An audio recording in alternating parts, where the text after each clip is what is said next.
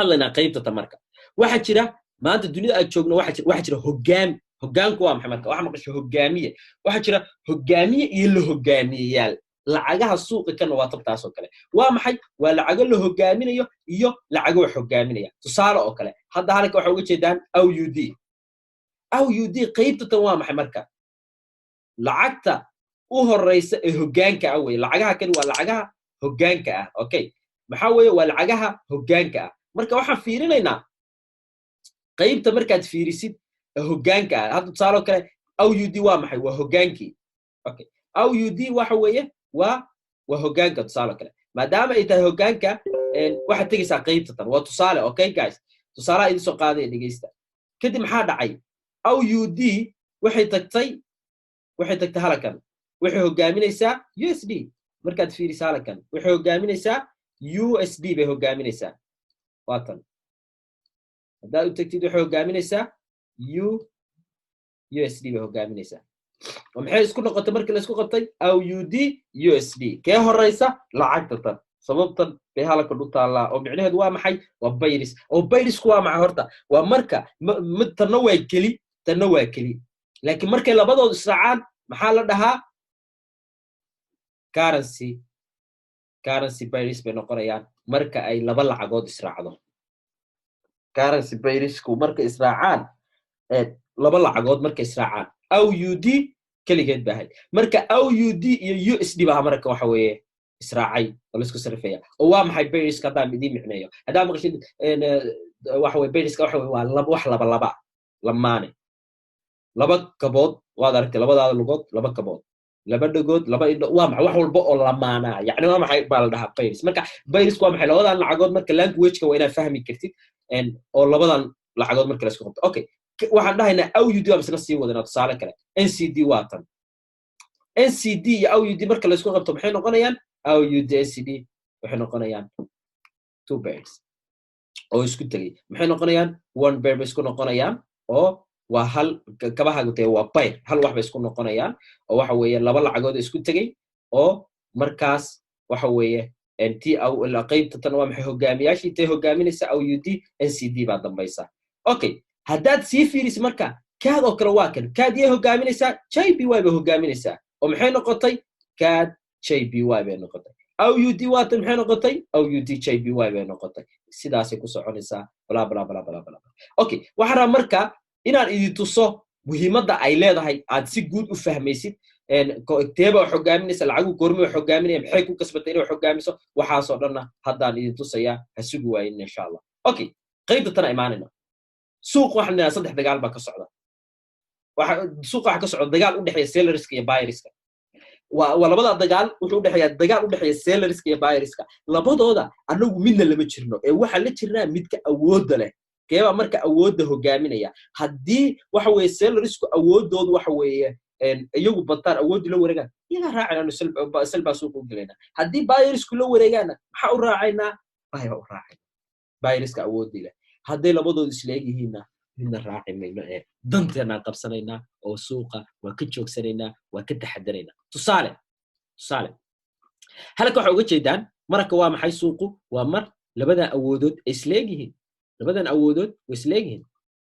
oo marxalad wuxuu ku jiraa suuqu degan oo ay labadiiba isla yihiin isa midna mid ka awood weyneen oo macnaheedu waa maxay markan oo kale suuqa inna cid kama awood badna sellerski iyo buyerski waa isku awood marka ma galayna markaas oo kale suuqu waa marka uu aad maqashay uu suuqu ku jiro jahwareerka okay marka aad tagina marka tan waa maxay macnaheedu marka waxa way suuqu wuxuu ku jiraa waa marxaladda wuxuu ku jiraa buy ومعناها دوا محي صوبته باي وجهه waa maxay maxaa ku sheegay sababtoo ah lacagtan waa strong يعني qaybta waa strong waa maxay markaan wuxuu ku jiraa suuqu awood waxa haysta hal dhinac baa haysto la jirta oo dhinac baa yar dhinaca hore haduu awoodi weeyahay macnaheedu waa maxay suuqani waa strong oo waa buy lacagaha waxa weeye strong kaydan kadibna tan haday dambayso lacagta weekana macnaheedu waxa weeye in ay lacagtan daciif tahay awoodeeda hooseyso okay markan maxaa u jeedaa iyada bilcagsiya waatan markan ay lacagti strong-kiga ahayd ay dambayso mar walba lacagti strong-kiga ay dambayso suuq waxa weeye waa sell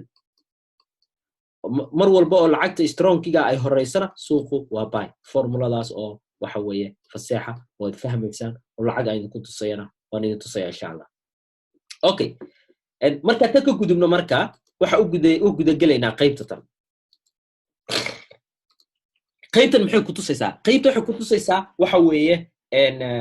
يعني تصالح كسينيسا واكن سوق وامحي ومركه uu yahay strong buu kusinaysa تصالح day ومركه uu yahay strong tii hadda oo aan lacag ku dabaqay tii hore bila lacag ma ahayn okay hadda waxa uu bila lacag bay ahayd laakiin hadda waa tan iyada lacag ku dabaqay okay maxay ku tusinaysaa tan marka hadda tan waxay ku tusinaysaa strong buu ku tusinaysaa USD oo tusaale u soo qaadanay USD ba hadda strong kiya lacagta tan maxaa marka ay USD strong tahay macnaheedu waxa way suuqu waa buy sababtoo ah waa strong lacagta awood leh waa USD macnaheedu waxa way lacag walba oo USD marka ugu horeyso awood bay leedahay oo waxa u galaysaa buy lacag USD ugu horeyso ha u galaysaa hada u gashisal wax faa'iido ah ka helaysa ma jirta khasaare ah kad lacagta u dambayso maxaa weeye waa tan sababtoo ah kad ba waa awoodeedii ba daciifa macnaheedu waxa way suuqan buy ba u galaysaa hada USD horeyso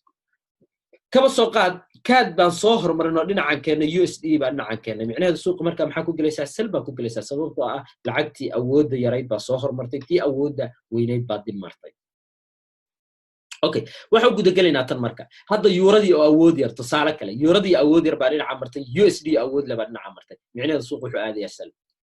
baybu sel u aadayaa sababtu sel u aadaya waxa weeye lacagtii awoodda weynayd baa dhinaca martay tii awoodda yarayd baa dhinacan soo martay mar walba oo tan awooddeedu hogaaminayso macnaheedu waxa weeye suuqu wuxuu aadayaa sel oo tan awoodda weyn dhinaca kale xigto waa inta hadaa fahantid sirtan xooga waa wax badan baa ka fahmaysaa hadhowna waxa noqonaysaa qof waxa weeye suuqan khasaaradiisu ay yaraato oo faa'iido badan ka sameeyo okay waxa gudagalaynaa marka qaybta tan gudagalaynaa qaybta tan waa maxay marka qaybta tan iyaduna tusaale kale weeye oo cajiiba marka waxa ay markii ay tusaynay USD awood hadda waxa ay tusaynaa USD oo bila awood ah oo aanan wax awood lahayn okay USD oo wax awood lahayn halka hadaa fiirisid waxa arkaysaa USD inay bila awood tahay halka maxay ku lahayd awood bay ku lahayd mar walba marka USD awoodeedii raato macnaheedu waa maxay suuqu waxa uu aadayaa haddii awoodeedu ay yani iyadu ay dambayso oo lacagta AUD ba hadda awood leh maadaama AUD awood leedahay suuqan wuxuu aadayaa buy sababtoo ah waxay awoodeedii baayar USD fiiri marka awoodeedu weynayd buy buu aadaya suuqa laakiin marka awoodeedu yar tahay USD suuqi wuxuu aadayaa waxa weeye markii iyadu dambayso wuxuu aadayaa suuqi wuxuu aadayaa buy buu aadaya marka iyadu horeyso oo awoodeedu tay halakan tusaale USD baa horeysay buy buu aaday suuq why sababtoo ah awoodeeda weyn fiir marka USD weeye awoodeedii baa yar suuq muxuu aadayaa sel buu aadayaa sababtoo ah awoodeedii baa yar waxa weeye laakiin JPY baa ka awood weyn oo lacagta awood lahayd dhinaca xigta miisaanka weyn haysta kadibna suuqa